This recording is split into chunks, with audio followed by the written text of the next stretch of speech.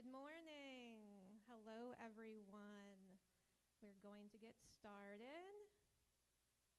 So thank you so much for being here and welcome to the Technology Learning Collaborative's annual conference. This is our 9th one. In addition to the people who are here in the room with us, we're also live streaming for folks who couldn't be here or chose to participate virtually. So thank you to PhillyCam for live streaming the event, and feel free to say hi to our friends online. Also wanted to just briefly mention, one piece of digital equity is accessibility. And for us, it's always a work in progress. So we are trying out captioning today. It seems like it will work fine for when someone's up here on the podium. May not work for our panels, so you may see it coming on and off, and again, work in progress, but we're trying to meet the needs of everyone and both model what we could be doing and also what we could be doing better. So, I didn't introduce myself yet. I'm Kate Rivera. I'm the Executive Director of the Technology Learning Collaborative. I use she, her pronouns. For those of you who, that's welcoming remarks. Probably if you're here, you know who we are, but just in case you don't, we are a professional development organization, essentially, for the digital equity community.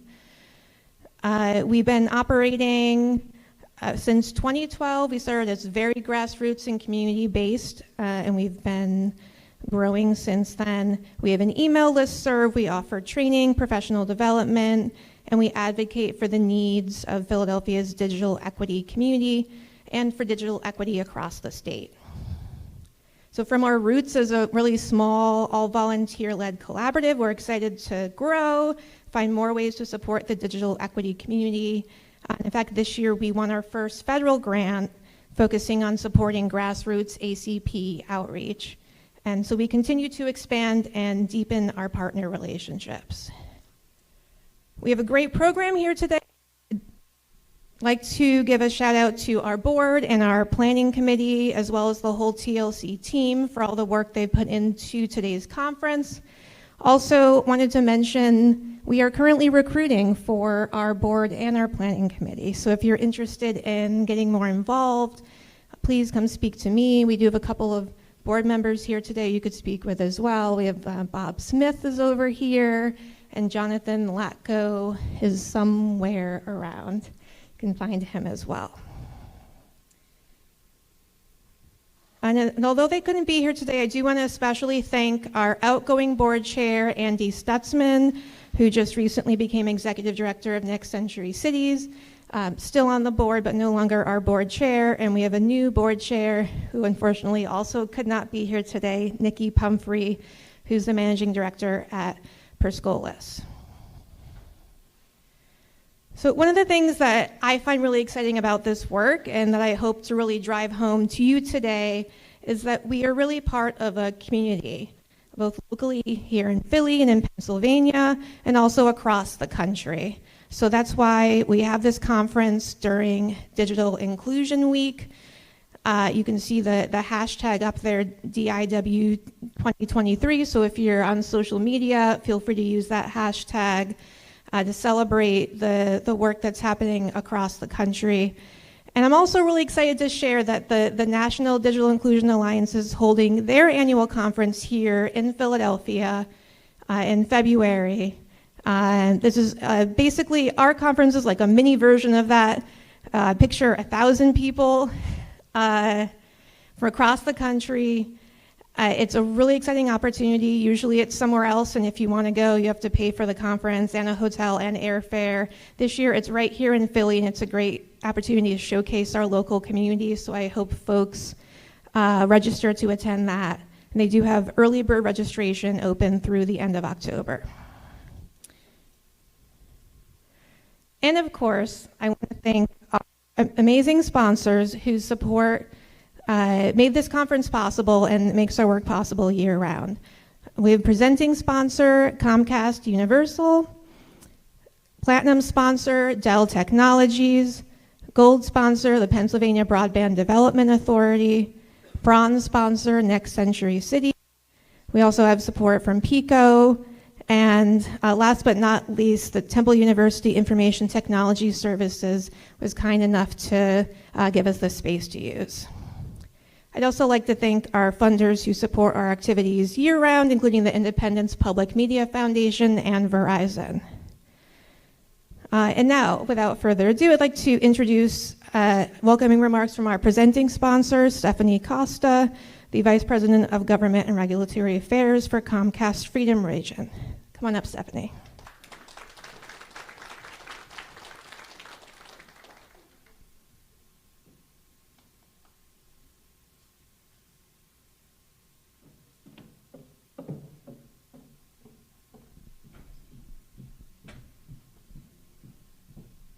Thank you, Kate. Now you guys can hear how wonderfully heavy-footed I am. That was quite an echo. I am really, really excited to be here to see all of you wonderful people who are all dedicated to digital inclusion and equity. It really is an exciting time for those of us who lean into these things. So love meeting you all so far. But like she said, I'm Stephanie Kosta. I'm Regional Vice President of Government Affairs. And on behalf of everyone at Comcast, we're delighted to be with you here today at Temple University for Technology Learning Collaborative's annual conference. I want to thank the conference's organizers and sponsors, and especially acknowledge Kate, as well as her staff, for putting together, really such an incredible event. Comcast has been committed to supporting digital equity within these communities for over 10 years. To help bridge the digital divide, we launched Internet Essentials in 2011 to bring affordable, high-speed internet to low-income families. And in over 10 years, we've connected 10 million Americans. We are also proud to be among the founding partners for PHL Connected, and many of you in this room we worked closely with, as well with the city, for the city's ambitious and successful efforts to provide no-cost internet connections for student families in need during the pandemic. PHL Connected ultimately enabled more than 22,500 internet connections in K-12 families. And an amazing statistic, we together, through this partnership, advanced connectivity to the home from 70% pre-pandemic to 91% post-pandemic. An amazing accomplishment, really only made possible through the partners in this room, through the city. What a great, great result. And today, Comcast is also participating in the federal government's Affordable Connectivity Program. When the $30 a month ACP benefit is applied to Internet Essentials or Internet Essentials Plus, it makes connectivity to the internet effectively free. We're continuing to partner with PHL Connected to help all Philadelphia residents take advantage of that offer. Since day one, Comcast has been working to raise awareness about the Affordable Connectivity Program, and we're investing in hundreds of nonprofit partners because closing that digital divide cannot be achieved without the collaboration of all of you. So we are also empowering our community partners to help because we know that they are key to trust building, to the trust building that is really necessary for the success of any of these programs. Last year, we awarded more than $4.2 million in grants to 30 nonprofit organizations that support digital adoptions and skills training for residents. And that was in Philadelphia alone. Finally, just yesterday, we announced a significant expansion of the Digital Navigator network that was launched in Philadelphia as part of PHL Connected. For those of you who aren't familiar, in Philadelphia, residents can contact the United Way's resource hotline by dialing 211 and be connected to a digital navigator who can help them sign up for internet service, and learn digital skills. Starting in November 2023, residents now of Bucks, Chester, Delaware, and Montgomery counties will also be able to take advantage for support for questions about digital access and where to learn digital literacy skills by dialing 211. The service expansion is supported by a $317,000 grant from Comcast, which is part of Project Up, our $1 billion with a B, commitment to advancing digital equity. So, the theme of today's event is building connections, strengthening our digital equity community. As I hope you can see, Comcast believes that building connections is critical to solving the digital divide. We look forward to hearing from today's many speakers, to gather ideas, explore how we can partner to achieve that goal, because none of us can do this alone. But together, we can definitely do this. Thank you so much. Thank you, Kate.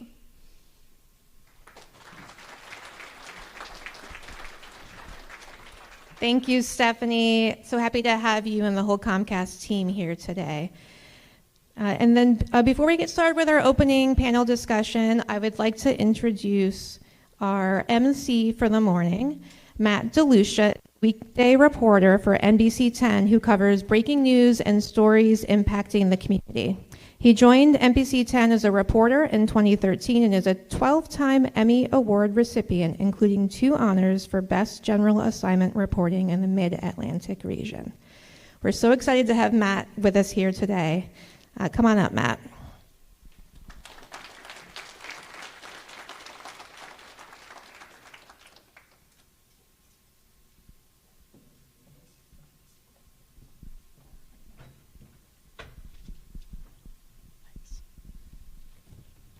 All right, how's everyone feeling today? All right. Any of you watched the game last night, the Phillies game? How many of you went to the game? No one? All right. We had a couple. All right, that's good. All right, so thank you, Kate, and thank you for all of you for being here today, and also to the Technology Learning Collaborative. We're here to talk about a very important topic today, digital equity.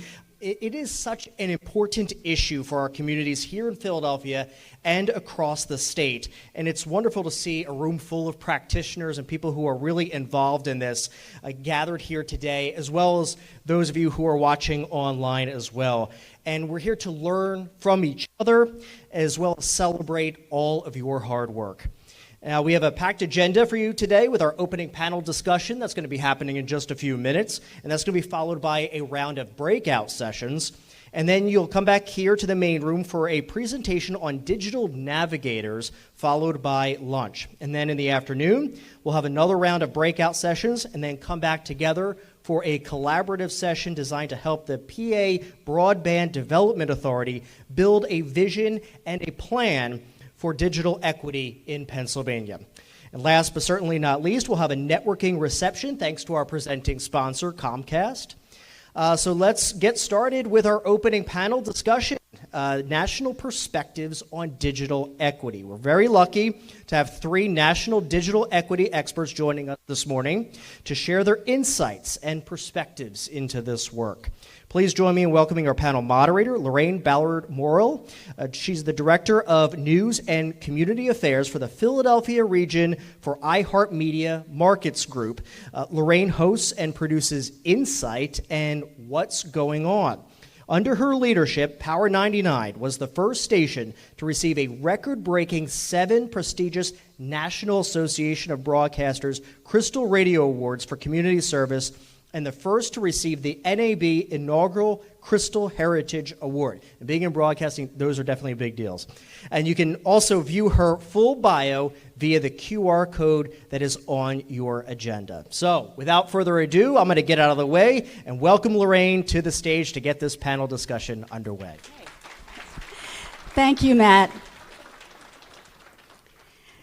So it's a real pleasure to be here today, and especially so because I would say that I was an early adopter of technology. I'm dating myself.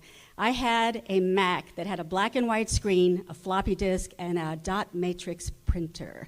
So if you know what I'm talking about, yeah, you know how long ago that was.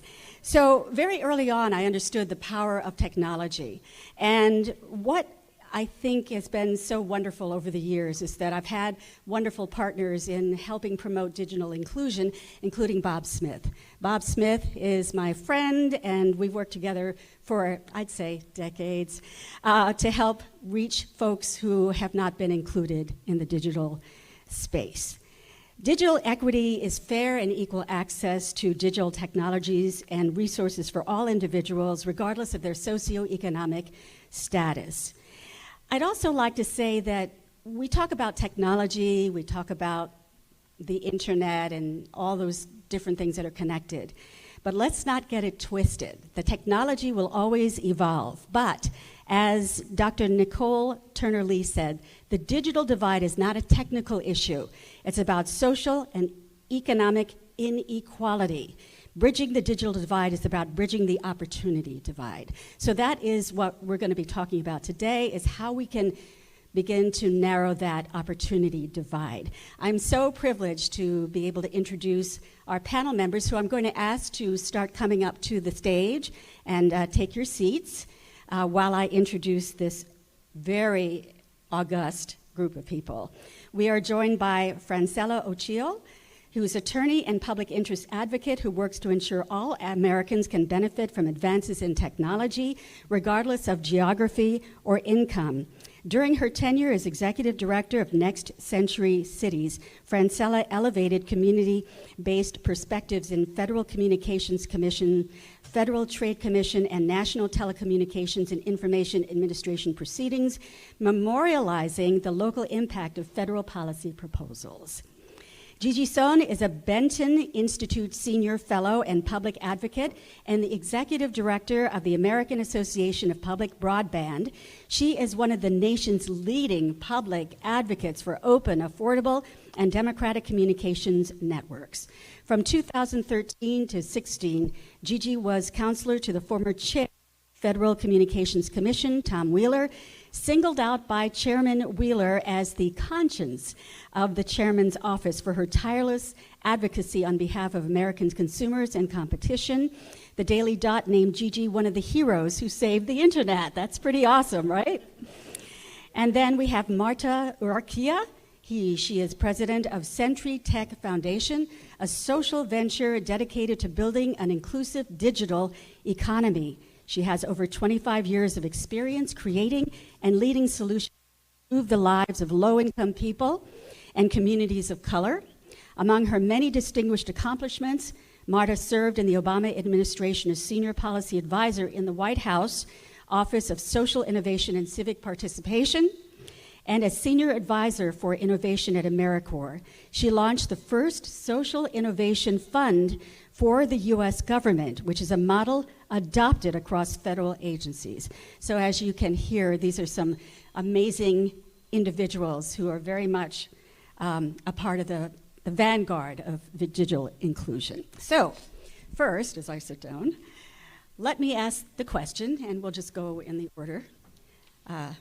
First, please share with us a bit about your current work and what drew you to involvement in digital equity work. Francella? Thanks.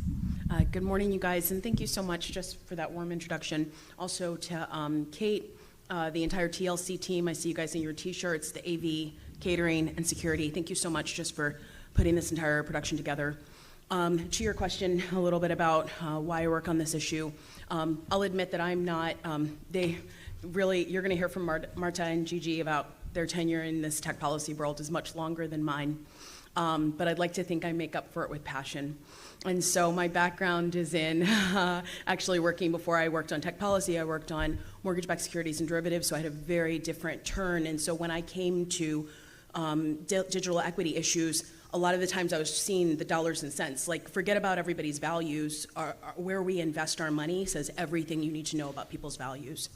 And so when I think about, when I first started working particularly on broadband issues, I saw it as both a systematic and also an infrastructure issue. When I frame it as infrastructure, I think just to make sure that we understand how the infrastructure and systems intersect, think a little bit about how the US started with home ownership, a home ownership model. And essentially, the decisions that we made back in the 1800s reinforced in the early, essentially around the 1930s with bank acts and things like that, essentially reinforced the fact that there are huge disparities in who owns a home and who doesn't. And even if you are, whether you are a homeowner or a renter, you are impacted by that system. Think about where they decided to put highways. You can go to places like Dallas, Tulsa, 8 Mile, Michigan, Chula Vista, California, Richmond, Virginia. Go to any of those places where we decided to put the infrastructure, where we decided to either accommodate communities or displace communities, still has a ripple effect today. And so when we talk about these issues as both having, being about infrastructure and who gets the actual access to the high-speed connectivity, we also have to talk about the social infrastructure and all of the other stuff that makes that work. And so when I think about my role in that, I think sometimes I'm trying to make sure that we are thinking about how our dollars and cents and our values, like those things, we're being authentic in that.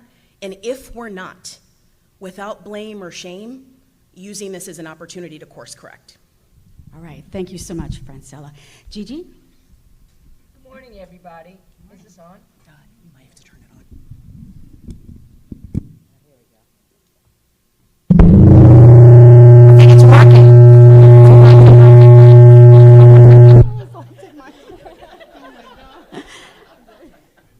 Everybody awake now? It's not working? Okay. Awesome. That was special. That was intense. I know. Okay. I think we're good now.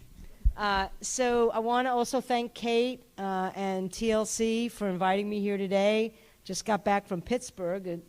Not as big a conference, but also speaking to digital navigators out there and to digital equity advocates. And it's so great to see the capacity in this state, particularly in these two cities. I would love to see it, we could talk about this later, spread more to rural counties. And that's part of the work that I'm doing at the Benton Foundation. Excuse me, we're building coalitions, statewide coalitions in 3 states, Missouri, Arizona, and hopefully here, in order to not only oversee the digital equity funding, but also the BEAD funding. And one point I do want to make right off the top, if I don't get the opportunity, is oftentimes people segregate digital equity from access, and they are interrelated. The BEAD does not work, that's the Broadband Equity Access Deployment Fund, without the ACP. Like, the ACP is critical to the economics of the BEAD. And if you don't have access, but you have all the digital literacy skills in the world, and you have the ability to afford broadband, but if you don't have a network, isn't any darn good. So I would urge everybody here, you know, to the extent that perhaps you're just looking at the Digital Equity Act funding or, you know, just the digital literacy, and I don't say just, I don't mean to minimize it, but understand that it's interrelated, and this state is going to get $1.1 billion for BEAD funding. So, look, I know everybody has a lack of money and resource and what have you, but don't ignore the reports that come out of the PBDA about BEAD funding. So that's going to be my message I'm going to repeat. So anyway, we're building these coalitions. We're working with Next Century Cities and others to try to expand the rural involvement in these issues here in Pennsylvania. Our Missouri coalition is called Show Me Broadband. It's already up and running, participating on the ACP and on the letter of credit requirement in the BEAD program, which I will not talk about unless people really want to talk about. And in Arizona, we're also just getting kickstarted. We have state coordinators in each state that are just, and they're all women, I want to say, and so it's awesome. So in any event, that's what we're doing with Benton. At the American Association of Public Broadband, I'll just say very briefly, which I think is important, and I'd love to see this state get more public broadband. We are working to promote and defend community-owned broadband systems. It's difficult in this state because of the laws, but I know there are some smart people thinking about how to get community-owned broadband in this country. As great a job as Comcast does, there are some areas, there are some places in this country, both in urban, in this country and in this state, both in urban and rural areas, that will only be served unless the community serves them. So I can talk more about that later. So let me talk a little bit about how I got into this, because as Francella and Loraine pointed out, I am old. I know, she said August. And she said, what, I don't make up for in tenure, I make up for passion. I think I can match you in passion, Francella. That's true. You upstage me there too. So I started out at a place called the Media Access Project in 1988, trying to make broadcasting and cable more democratic and open to differing viewpoints. And particularly in the cable space, trying to open up cable access channels to differing viewpoints. Having failed miserably at that, because I was doing it during the Bush and early Clinton era, the internet was a revelation, right? It took communications from a very top-down, centralized medium to decentralized and in the hands, if you could afford it again, or if you could get it, in everybody's hands. So for the past 20 plus years, I've been working on ensuring that everybody has access to affordable, robust, universal broadband. So that's what I've been doing really for the past 25 years almost, and we are at a historic time where there are billions of dollars pouring into every state in this nation. So I'm really, really excited to continue this work and continue this work with all of you to realize that dream. Now, I'll be honest with you, do I actually think that $42 billion for BEAD and $3 billion for digital equity, is that going to be enough money? It's historic, it's going to move the needle, but this work does not end in 2 or 3 years when that money is spent and when those networks are built. So if anybody just wants a short-term fix in 5 years and declare victory, I think maybe you should go do something else. Because you have to have patience in this field, and you have to have patience if you are trying to connect every American household. So with that, I'll turn it over to Marta. Yes, I think you do. I will spare everyone the possibility of that second wake-up call. That was a snooze button. Good morning, everyone. My name is Marta Urquilla. I'm president of Centri Tech Foundation. Just a shout out to the folks in Philly who are in the room who I've only met online. I expect to give you a hug afterwards. Thank you. My role is as president of the Centri Tech Foundation, which is a national technology social venture that is focused on building an inclusive digital economy. And I've been in that role for the past 3 years, and this isn't my first time working in this space. I appreciate this prompt, Loraine, because it allowed me to really just reflect. Sometimes when we're in the work, we just do the work because it's what we know, it's what we started, and we just keep going, right? We hold to our values. But it was really, really interesting for me to reflect back on where I began as a teenager, Salvadoran-born immigrant living in the United States who had access to high-quality public education, who had access to early technology. And I recall taking a computer class in a public library with those first Macs, if you remember, that were super cute. And feeling compelled to take up a role of advocacy, which in large part was fueled by my family's experience having come to the United States because of political exile just prior to the Civil War. And I felt responsible for being somebody who contributed to a better world. And I decided to become a literacy volunteer. So one of my first experiences in this work was getting trained as a Literacy Volunteer of America. And a shout out to everybody who works in literacy, because this is your work. And I want to share these stories and these reflections because I think it's important that we all understand we all have a place at the table. You don't have to have worked in policy. You don't have to be a professional, legal, trained advocate. You don't have to be some uber amazing person to be a voice in this work. And so that literacy work took me to then, when I was in college, to work with a program called Literacy Through Photography in Durham, North Carolina, through the Center for Documentary Studies, where we were using photography and writing as tools to work with children in the K-12 system. And that work really taught me about the power of self-representation when you put the tools in people's hands. so that they can tell their own stories and they can express themselves into the world. It was a mechanism of building empathy and promoting human-centered K-12 education, because teachers' eyes were opened to the experiences of their students, and they could come to their role in a much more powerful and effective way. I think from there, I'm a social entrepreneur, so I have built a lot of programs, a lot of organizations. I'm an Echoing Green Fellow. I built an organization that, coming out of that work of literacy through photography, I experienced the digital transformation from the point and shoot and film processing to the digital camera and what that could enable.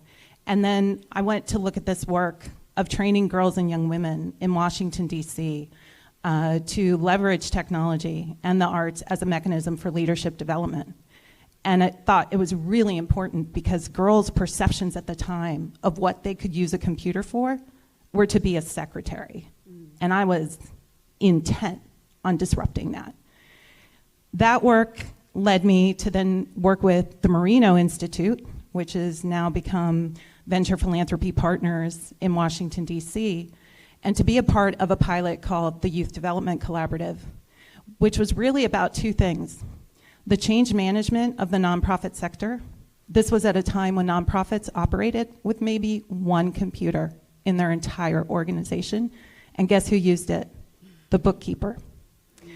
And so it was about saying to the nonprofit sector, what would it look like, this digital transformation of your work? And from a practice perspective, primarily with young people, how could we use technology as a tool for project-based learning?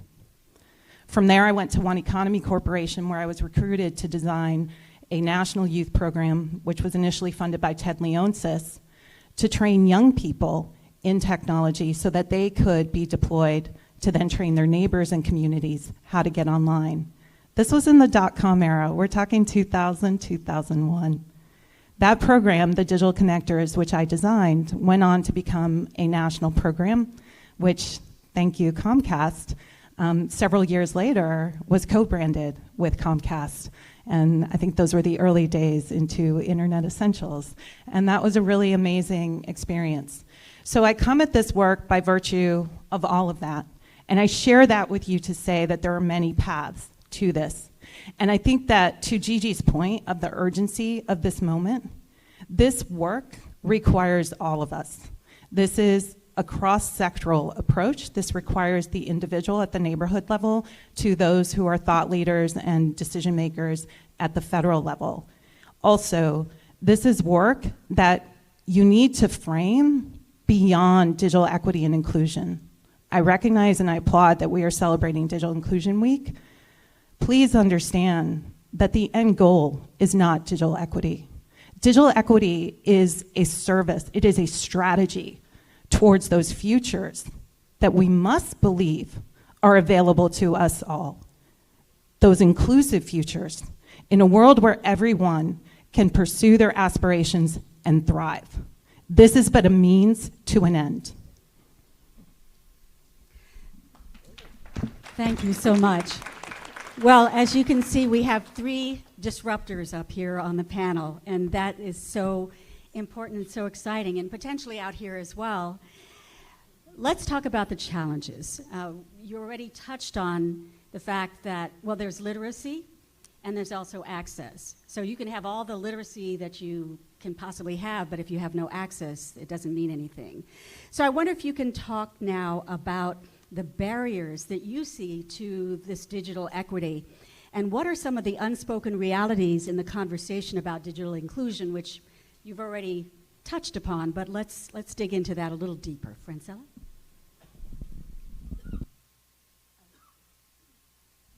I think for me, just one of the main barriers, I want to start with a place just to pick up where Marta left off about us talking about digital inclusion and also digital equity being a strategy.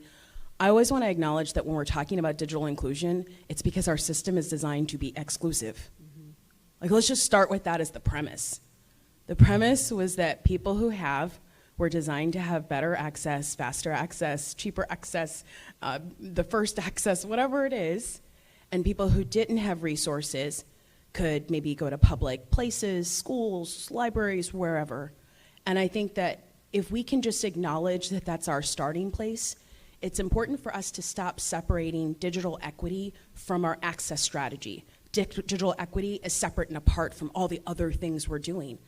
It is a part of every single aspect of our strategies. And so when we're talking about who's gonna get, whether it's wireline or wireless, who's getting to design the actual how BEAD money is gonna be spent in your county or your state, we have to bring digital equity conversations into that. And so we're talking about some communities are gonna need a little bit more support. Some communities might already have advocates, whereas other communities are saying digital equity for the first time. And kudos to so many people in this room. The fact that this is the 9th conference, remember digital equity just got a federal definition 2 years ago. So we're making progress, and this is a movement that's gonna take more time and more people than who's in this room. So I think that one of the first barriers for me is about the language, but an important barrier that I want you to walk out of this room with is that the people who are gonna be the best architects in this movement are the ones who can make space for other people, and it is not a threat to your genius. You can still be extraordinary and welcome new people in. There is room for everyone to, whether it's thriving or to enjoy prosperity and freedom, there is room for you to have it and for me to have it and for both of us to be brilliant at the same time. So I just want to make sure when we're walking out of here, we're not thinking about this is work for someone else, or even when you get tired, I can't tag somebody in because they won't know how to do what I do as well as I do it. There's room for everybody. And so I just wanted to make sure that we double down on that point. So Love that. Gigi? So you talked about some of the barriers, right? There's access, and I'm loving hearing both of my colleagues here tying the access to the equity, because I think that is critical. It's affordability, access, digital literacy, and also access to technology.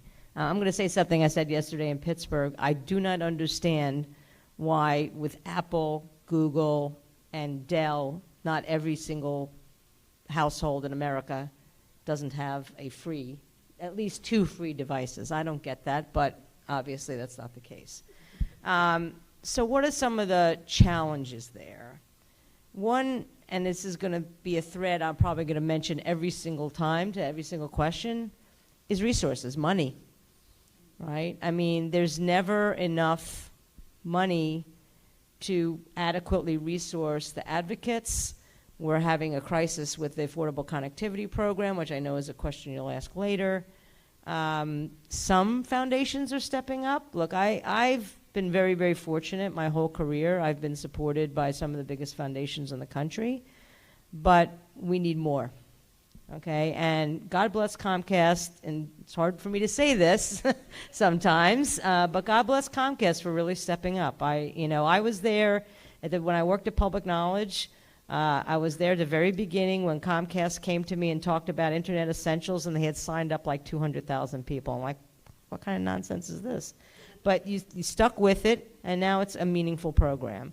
And the support you're providing for the ACP advocacy and other things is meaningful. So I do want to give a shout out on that. But we need to get the philanthropic world more engaged. I remember one of my first grants when I was at a place called the Media Access Project. This is when I first started out. I convinced a Ford Foundation program officer to give us $10,000, and she was in the media and democracy part of the foundation. There was no communications law foundation until I went there and created one in the early 2000s. And so she gave us $10,000, and her bosses came down on her like a ton of bricks. Media and democracy? I mean, what does one have to do with the other? So I think Francella and Marta are very, very correct, is we need to, in some ways, message this differently, right? This is not just about having a pipe and having a computer. It's about enabling full participation in our economy, our democracy, our healthcare system, our education system, and hopefully we can message better, we can get more resources in the field. Trust me, I know it's difficult, it's been frustrating, but there are more foundations and local foundations also coming into the field. So I think, to me, resources, particularly money, is really, really very, very necessary. The other barrier I see is awareness. So John Horrigan, who is a fellow at Benton, did a study showing that like 33% of eligible households for the ACP didn't even know it existed. And I spoke yesterday my second speaking gig was at a Jewish community center in Pittsburgh with some older Americans, some older residents of Pittsburgh. And half of them didn't know that it existed either. And that's in a city with significant digital equity resources. So I have some suggestions about how to better advertise the ACP, although it is kind of ironic given that it's running out of money. Do we want to advertise it more? I think yes. But the lack of awareness, I think, of these entities, I think the 211 system is terrific. And they announced it yesterday in Pittsburgh. I didn't realize it was also announced here yet. I think that's a good start. But finding people where they live, in churches, in Spanish language or foreign language newspapers, on the radio, right? That's actually pretty inexpensive advertising on foreign language radio. Taking the mobile bus, right? They did this in Kansas City. The United Way had a mobile bus, and they went out to all these rural areas and basically talked to people one-on-one. It's that kind of work, and it's hard and it's expensive, but I think that's how you start to raise awareness for folks. All right, Marta. I need the magic mic. So +1 to everything that these two women just shared with you. I would add, looking at, there are the unspoken realities. I think it's in your question, Loraine. And I think of this on two levels. I think of it generally, so the folks that are not in these rooms, right? It's true, it exists that there is not a prioritization of this. And that comes for many reasons. I think that there is a certain level of complacency that should not stand. I get how painful it was to be at the front end of the pandemic in the lockdown, but we should never have been celebrating kids in McDonald's parking lots offloading data to get their homework done.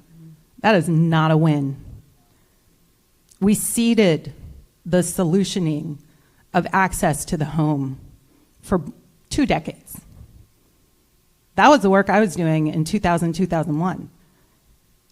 Part of a national policy campaign, Bring It IT Home, about bringing broadband to low-income housing that was receiving public funding. Barack Obama, I think, was an honorary co-chair of that campaign. I'm telling you people, this was in the early aughts. So to me, those news stories in March and April of 2020, I was angry and ashamed. We have to name it. There is a disregard for the poor. And people who are in positions of power and influence, who benefit from the access to technology that they have, who are able to have not just access, but a lifestyle.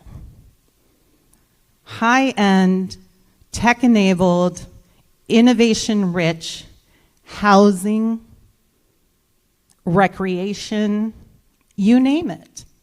And it cannot stand that we are okay with that. It cannot stand that the door can recognize my face and let me in, and kids are using data in a McDonald's parking lot. Explain to me how that is not about a disregard for the poor. I think we have a culture of profits over people. And I think that we have limitations in policy. We are underutilizing policy as a lever. And then I think about our work. So when we come into these rooms, and I think about what is happening in the context of community development, because I say this a lot, at the end of the day, even if we just look at that 5-year window, the onus of the work to demonstrate the effectiveness of where these dollars went is really going to fall on the shoulders of the community development field. That's who's been holding the work. And so what is happening there in the way of capacity constraints, of resource constraints, the sheer size of the problem compared to the scale of the field, and the siloed efforts that exist. We need much more integration in terms of our solutioning. We need much more collaboration. To Francella's point, like, don't be scared. They're not coming for you, for your seat. We need a mindset of abundance, not scarcity, in the work that we're doing. And we need to solve for the digital transformation of the sector. Because this is, to Francella's point about social infrastructure, it is also about that civic infrastructure. And if the organizations that function as the backbone of communities aren't able to digitally transform, what does that mean for the future? These are very serious questions, and they're hard questions, but I think that these are real barriers to what we're trying to achieve. I argue at the Centri Tech Foundation to no longer talk about the digital divide. I agree, language matters, narrative is important. We can't like navel gaze and sit there only, but we do have to challenge. And I think enough already. 25 plus years of talking about the digital divide. To Gigi's point, this isn't about pipes and connections. We're not going to plug in the thing and be done. And it's perpetual, it's cyclical, it's generational. Because the methods of connectivity are going to change, the skill sets that are required are going to change, the future of work is evolving before our eyes. Look at AI. Look at how fast, even the AI technologists did not anticipate the speed with which that's developing, right? So we need to understand those things. And I think, we say, stop ceding this to the advocates in philanthropy alone to solve. Because public investment, not just at the federal level, but at the state and municipal level, matters. And I'll share more about work we've done in that regard. And philanthropy has held an important role in this. But at the same time, why last year was there the need for a report to make the case for philanthropy's role in this work? We can't be there. So we need to accelerate too, and we need to push more, but we need to have honest talk about what these barriers are. We really do, because to me, there is a moral imperative. This is a values-driven work. So today, we are hosted by the Technology Learning Collaborative, which is a digital equity coalition in the Philadelphia area. And there are folks who are involved in other coalitions in the state as well. Let's talk about coalitions. I mean, definitely, it shouldn't just be about us, and yet us is what's driving the conversation forward. So can you talk a little bit about your work in coalition building and what people should be thinking going forward, but also what are some of the pluses and minuses, the challenges, because in any coalition there's going to be different points of view about how do you get from A to Z. So, Francella, what are your thoughts on that? So I'm going to finish this. I'm going to come back to this coalition question because I just want to pick up on 2 points. Yes. So Gigi and Marta brought up 2 points about media and then also about policy. So I don't want to let this get lost in the mix.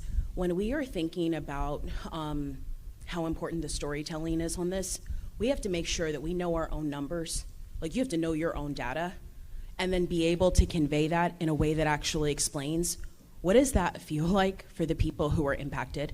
So, and Juliet, correct me if I'm wrong, back in 2021, anywhere between 20 and 30% of Philadelphia residents were struggling with the digital divide. So either you were not connected or you were at least at some point had some sort of interrupted connectivity, as in you couldn't maintain a subscription. So if that number is still true, I'm not sure if that, okay, so she gave me a thumbs up, okay. So when we're talking about this, depending on which Philadelphia neighborhood you're in, that can either be it's not really my problem, we're good on my block, or that can be, oh my gosh, every single person on my block does not have connectivity. And so when you are telling that story, we have to make sure that we're not just glossing over the statistics. We have to understand that when we think about if you are like 1 in 5 households that doesn't have connectivity, it'd be like if you're 1 in 5 households on a block that had dirty water. The water contaminates the whole block. So we can't separate, it's just their problem. So when we're telling the story, we need to be able to, number one, know our statistics, but number two, be able to convey, why is that also someone else's problem? Because when there is dirty water in all of our pipeline, we all suffer. And so when we're talking about who doesn't have access to this high-tech, tech-enabled future that has access to not only high incomes, to a totally different quality of work. Like these are people who, those of us who are digital natives, who are born with some sort of technology in our homes and regular connectivity are gonna have access to an entirely different digital economy than people who are stuck working with their hands. And I just want to explain, when you have to work with your hands and you have a different risk to your body, you not only pay more to insure your body, to do different things, you don't get to take as much time off. It's different than me, who I get to work at home. I have an entirely different outcome. And so we need to be able to convey, what does that feel like when you're the 1 out of the 5? And so we don't usually let that person in the room. And so we have to find a way, instead of just speaking for those people in those households, instead of just speaking for those communities, making sure we're actually inviting them into dockets where proceedings are handing out money, where they are handing out investments. Because if they don't make it into those public conversations, if they don't make it into the public record, they don't get to sign up for funds. And so that's the part where the storytelling and the data and the policy making all intersect. And if you do not create spaces for the impacted residents to be a part of that conversation, we will keep editorializing how that feels for them and watering down how serious it is. So I just want to make sure we don't miss that. And then secondly, about building coalitions, I want to make sure that when we're thinking, all of the people in this room, you work in different capacities. Some of you might work individually, like face-to-face with consumers that are struggling with connectivity. Some you might be introducing it to them for the first time, so you get the boost of being like, high five, I changed somebody's life today. So maybe you get the boost.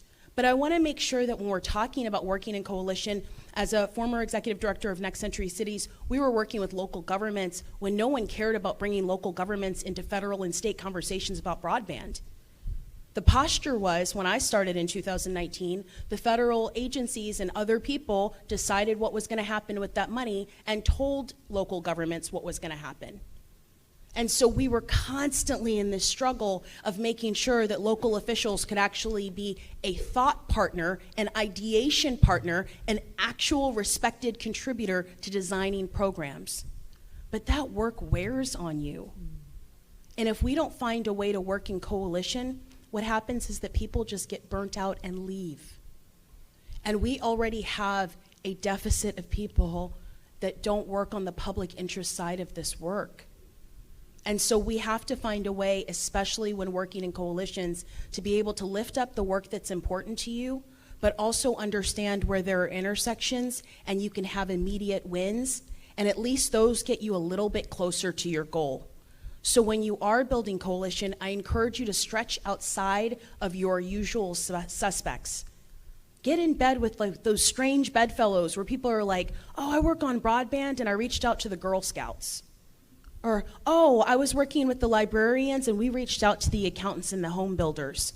Because there's so much of our work that's intersectional. I bring up home builders. I remember being in Washington where they were talking about, they were funding all of these new homes. This is back in 2019. And they said, why can't we just make it a spec that they actually have to outfit all of the homes with fiber? Why not? But the thing is, you only get to have that conversation when you're actually in the room with those people. So I just want to encourage you to stretch outside of your comfort zones. Don't just associate with the people who do your exact discipline, because the better you are at being able to tell your own story, have your own data, and understand what are your organizational goals, it will be easier to work in coalition because you won't lose your identity. You'll have very specific boundaries about what you can and can't do, and you'll also be able to set your eyes on things that you are able to do together. I love that. Gigi? So 2 things I want to pick up on what Francella said was, number one, the importance of local communities. As a matter of fact, as I know many of you know, the law that created basically the Digital Equity Act, that included the Digital Equity Act, and included the BEAD program, requires state governments, when they're looking how to give out this $1 billion+ dollars amount of money, they have to consult with local communities. So bringing them in, I think, is critically important. The second thing you said really kind of takes the words right out of my mouth, is you have to look for strange bedfellows. I've been spending most of my career building coalitions with folks that sometimes you have to hold your nose when you're in the room. But you have to keep your eyes on the prize. What are we trying to accomplish here? And think of every single company, every single organization, every single community anchor institution that benefits from what technology enables. So yesterday in Pittsburgh, the Chamber of Commerce was at the table. Is that an organization I normally hang out with? Not really. But do they care deeply that every business in Pittsburgh is hooked up with robust broadband? Do they want to bring people into the city of Pittsburgh who will work for their companies? Yes. So you have to think really broadly. The faith community, okay? Usually when we talk about the faith community, we talk about UCC or, progressive Jews or what have you. But why shouldn't we invite the evangelical community? They might not like the fact that I'm LGBTQ, but I don't care. If they want robust broadband, I want them in the room. So I think people have to really get outside of their comfort zone and say, okay, this is our goal. Who is going to get us there? Some of the other communities, again, I think the faith community writ large is important. Libraries, obviously, universities, K through 12. Again, any healthcare. Rural healthcare, if you live 100 miles from your doctor, you need that connectivity. Farmers. I talked about the Grange yesterday as a target, or the Farmers Bureau, okay? These are not folks that us urban types necessarily think about, but I think we have to think much more broader outside of our comfort zone and think about who the strange bedfellows are. And I certainly, again, will emphasize that getting the rural communities involved, connecting with them is super important, because this is, particularly in the state, it's a very purple state, right? You want to have Republican heroes as well as Democratic heroes, and the way you get those Republican heroes is by going to the hustings. And you don't have to drive far to get to rural America around here, and to bring them into whatever coalition you're building and make them part of it, because we all have very, very similar challenges. I know there's, we're always trying to separate the rural from the urban. But as I said, the farmers need robust broadband every bit as much as some high-tech company does. All right, Marta. I love that. Yeah, I had in my notes, I'm so excited, Francella, to hear you talk about data. My guidance on this is make data your friend. It needs to be.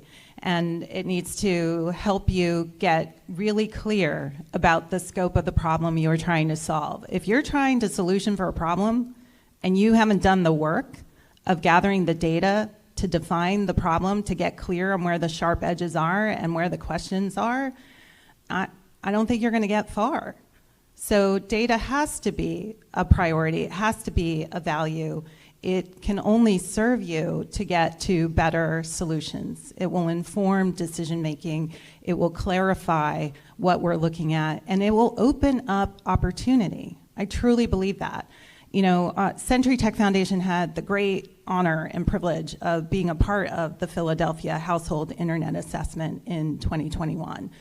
We were a part of that team with Dr. John Horrigan, with Wilco and Juliet and her team in the city of Philadelphia. And for an organization that was just several months into our work, it was an extraordinary learning opportunity for us. I think that we had some hunches and things about what we knew to be true, but I really want to applaud the city for holding itself accountable. Not just to celebrate, yay, we have public-private partnerships and we're responding to the quarantine and the pandemic and the need for online learning, but to actually say, what have we accomplished? What more do we need to do? And to not only ask that question in the context of the now, but to even put in the RFP about the future, and could this enable the future? And what came out of that, right? So I live in a city, and many cities did this, where the surveying of who was online in 2021 and 2020 was an online survey. Y'all heard that, right? So in Philadelphia, we did not want to do that. The city did not want to do that. And we wanted to work within the constraints of the pandemic. We wanted to get data that was statistically relevant. And so we invested in what is the most expensive way to gather data right now, but can give you more than numbers. It can tell you behaviors, perceptions, and attitudes. And that was to do a phone survey, and to do it not just in one language, but in 6 languages. And that took a lot of time and a lot of resources. So kudos and deep appreciation to those who helped underwrite that work. The result of that was Philadelphia was one of but a handful of cities, I want to say maybe less than 5 in the country, who at a time when the US Census broke, actually had a real fresh data set that they could work with to solve for digital access. And it, cast a light on some of the operating assumptions. It made us see where there were acute pockets of no access, which communities to hone in on, and it gave them more material for what they would have likely have done anyway, which was to issue an executive order for digital equity and to build a 5-year strategic plan for digital equity. So if you're in a position in a city, a municipality, a village, a township, what have you, to bring resources to the table and demand data, do it. I'm happy to talk to you. I'm sure Juliet will talk to you. Sorry to offer you up. But, I think that it's really, truly important. We can't be out here winging it, even if we've been in the work for 20 years. The world changed just in the course of the pandemic alone. The realities of the people we're aiming to serve were not the same as they were in 2019, right? So we have a responsibility to stay with the facts. This can be emotional and passionate work. Exhibit A, I'm very passionate and emotional, but you've got to have data, folks. And I think that, the things are, this is also kind of work which isn't immediate. It takes time, it takes investment. This is people-oriented work. This is about, and I'm talking about coalitions. You have to build relationships and you have to establish trust. That takes time, that takes breaking bread, that takes no side eyes, that takes really truly recognizing that you're coming together around shared goals. And data helps keep you honest. Because if that's what you're about, you're not going to color your interactions or decisions with other things. And I think that in coalition building, we want to do things fast. But I got to say, I don't think the city of Philadelphia would have been at that moment, even without the survey or before the survey, if it were not for the work that this body grew out of. This has been a long time coming, the Technology Learning Collaborative. This is about people who had the foresight over a decade ago, when federal investment came their way, to do as we all should be doing now and recognize this is but just a moment. This moment will pass, and then what? So what do we need to do today to lay down a foundation for the future we want to build? This was no accident, the Technology Learning Collaborative. And that camaraderie, those relationships, that trust, created an ability for what we saw transpire in the city over the last 3 years. Sure, there was outside agitation. The city didn't get there alone. But I'd like to believe that that was much more effective because people knew who they were dealing with across the table. So I lift up Philly as a really important example. One more thing I would offer, the Centri Tech Foundation, I think in part inspired by the work of Philly, but other things that we saw, we thought it was important. This exclusion of cities in the process of the distribution of these federal billions to states, and where were cities left in that? Like, what did cities need to know to then, because you have to be in a reactive mode, you have to then advocate on your behalf to the states. You have to make the case for the investment in you. So we built a municipal data index that looks at data from the lens of investments in tech alongside core social program investments like education and housing to plot where cities are on this continuum towards that inclusive digital economy, that shared economic prosperity, and how they are performing. And I'm happy to share that with folks, but we've heard from a lot of cities that said, wow, we didn't know this. This is really helpful. This is helping us make the case to bring on somebody who's a digital inclusion officer. We're taking up these conversations in the mayor's office. And that's what we want, is we want to encourage people to use data as a tool and to make it your friend. All right. We have so many more questions to answer, but I believe that this is a hot topic, and that is ACP, the Affordable Connectivity Program. Whether or not it gets funded or renewed, it's still, who knows, because what's happening with Congress, it's chaos right now, as we all know. What do you see as the prospect for extended funding in the face of the current political realities? Go ahead. Oh, Okay. Go for it. Because you had the mic. That's why. Oh, okay. So I've been quite steeped in this, and the prospects right now are not awesome. It doesn't help that we have one house of Congress that is completely in disarray. It is shocking to me, given that this program has support of advocates and industry, big and small.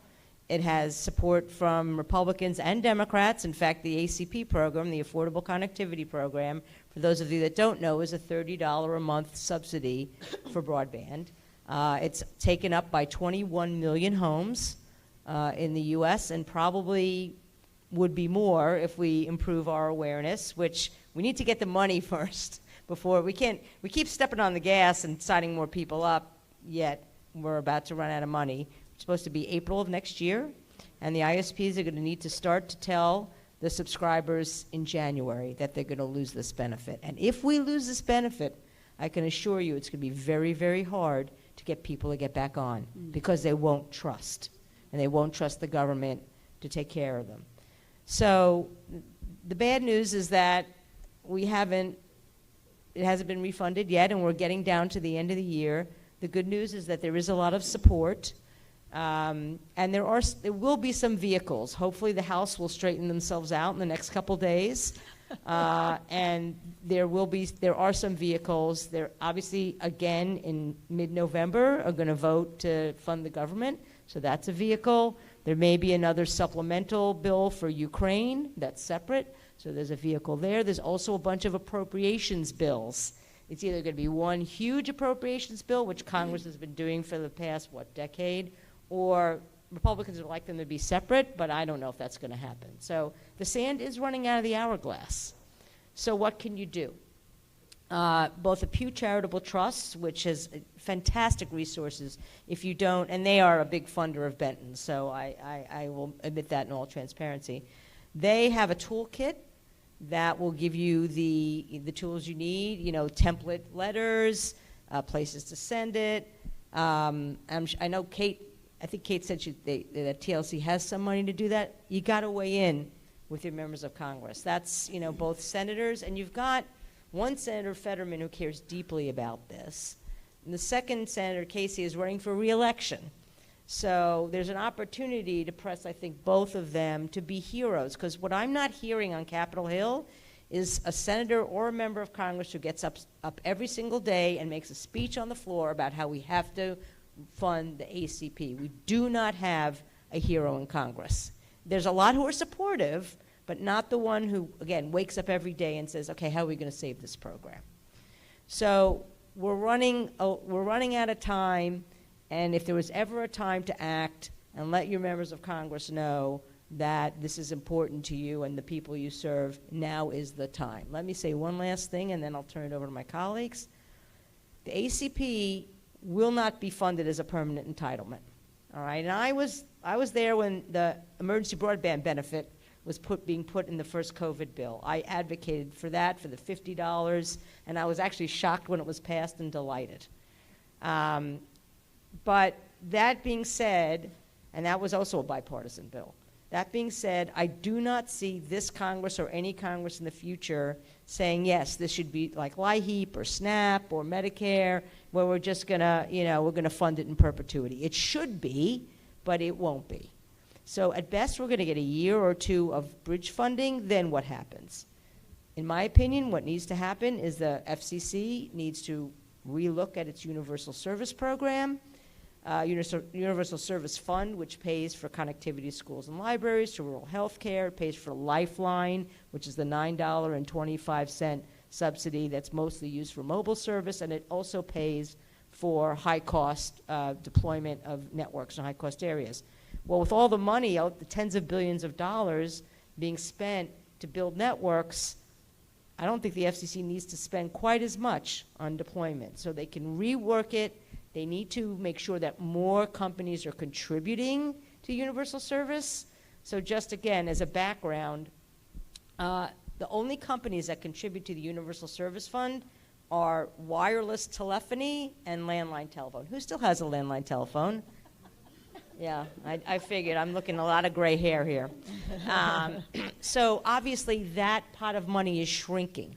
So the FCC has to look at how to expand that pot of money. And I won't get into all the details of what companies are being looked at, but the Universal Service Fund must be fixed, and it's the perfect forever home for the ACP.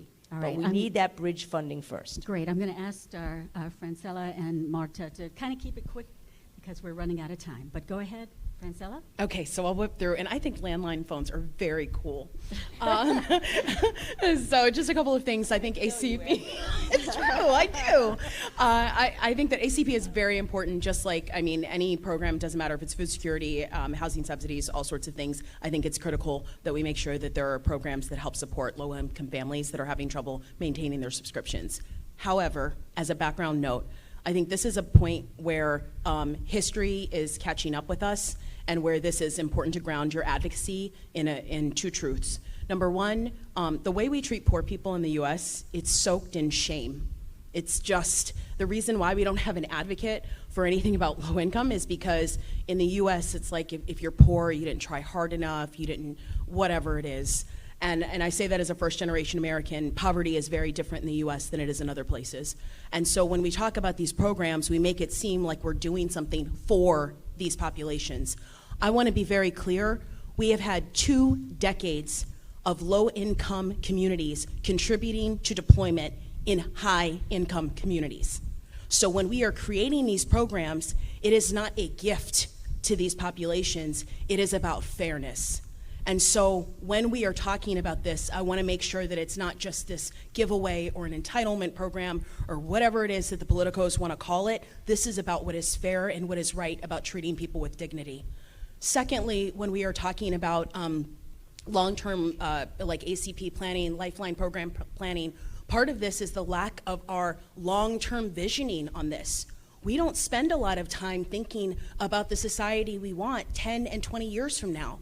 But they do in Germany, they do in France, they do in South Korea.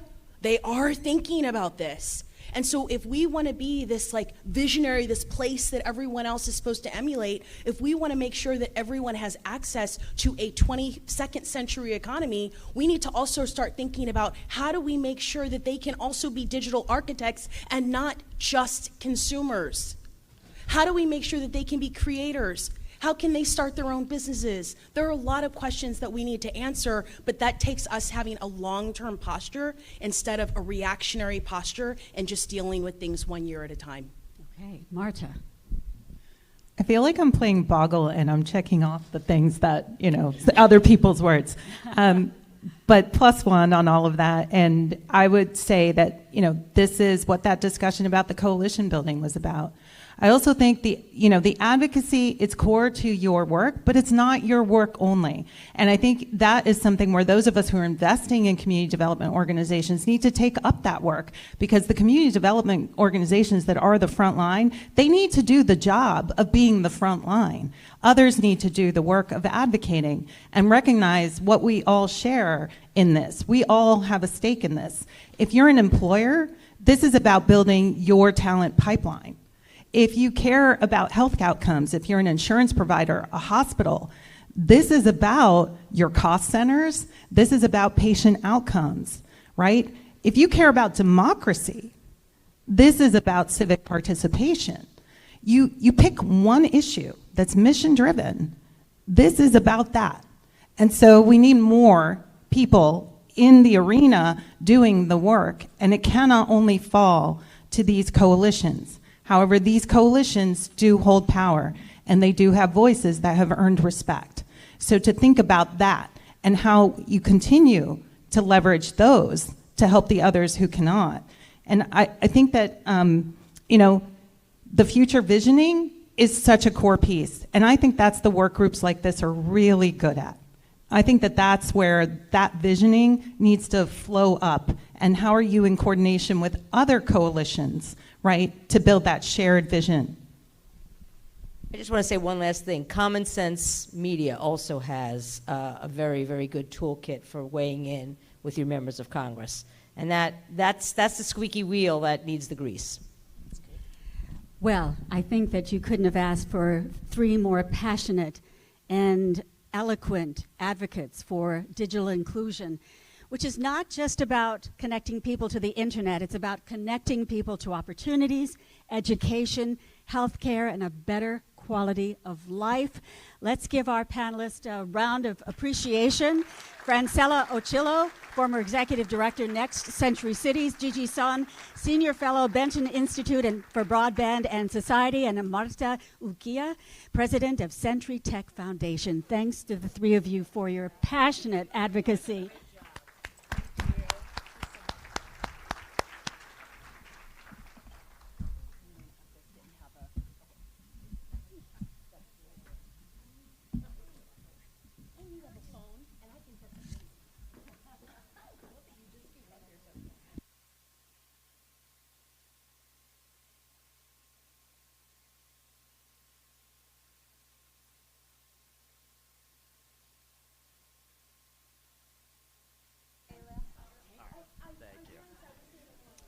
All right, thank you, everyone. Thank you to our panelists. Hello. All right. Talking about access and bridging that digital divide and really getting everyone involved in this process. All right, so up next we have breakout sessions. For those of you who are in attendance in person, you'll be able to choose which one you want to go to. And those who are watching on the live stream, you're going to stay with us for the session that is happening here in the main room. And then after the morning breakout sessions are over, we're going to reconvene here in the main room, and the Digital Navigators presentation from Comcast will happen. Then I'm going to introduce the topic and room for each session that you'll be able to choose from right now, and that you can also look at your agendas to see what is out there. And there's a QR code as well that you can scan with your phone to see more details about each session, including the description and the speakers who will be involved. All right, so